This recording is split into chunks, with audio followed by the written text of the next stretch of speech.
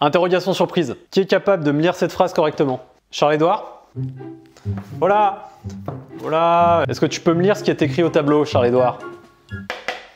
Ere con ere guitarra, ere con ere baril, ere Charles-Édouard, ere. Personne ne suit.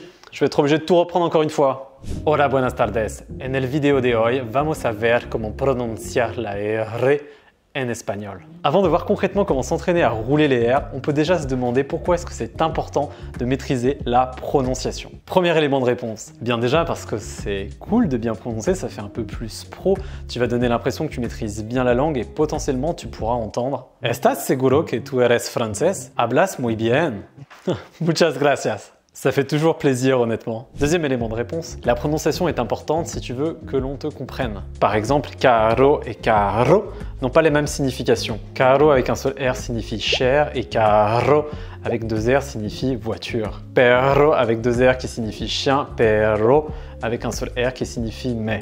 Fais donc bien attention à travailler ta prononciation afin d'avoir une parole compréhensible de tous. Il serait dommage de passer à côté de ce que tu veux réellement dire à cause d'une mauvaise prononciation. Ceci étant dit, comment faire ce fameux R roulé? Pour produire ce fameux R roulé, il va falloir prononcer le R en faisant vibrer ta langue et non ta gorge. Si tu utilises ta gorge pour créer le R, le son sera plat et il te sera impossible de le faire vibrer. Tout doit être créé à partir de la langue. Ré, ré, ré, ré, ré, ré. Dans un premier temps, entraîne-toi à expirer de l'air tout en gardant un semblant de sourire. Comme ça. Ch, ch. N'expire surtout pas l'air comme si tu soufflais une bougie car ta bouche va se fermer, il te sera impossible de produire un son correct. Donc pas comme ça.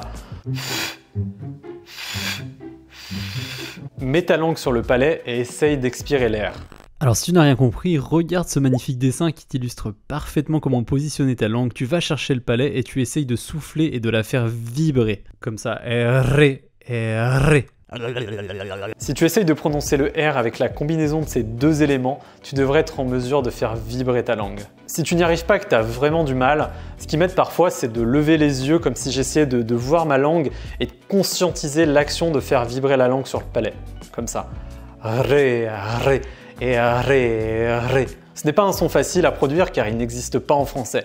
Mais si tu t'entraînes tous les jours, tu devrais être bientôt en mesure de le faire sans te concentrer spécialement dessus. Tu peux t'entraîner à dire les mots que l'on a vus précédemment comme perro, un perrito, carro, et ensuite passer à la vitesse supérieure avec des phrases plus difficiles. Maintenant que tu as la technique, voyons voir comment prononcer la phrase du début de la vidéo. R con R guitarra, R con R barril, que rápido ruedan las ruedas del ferrocarril. Pas facile, n'est-ce pas? Allez, je suis sympa, je t'en donne une autre. La rueda del carro se trabó en el barro y el morro del burro se trabó en el barro.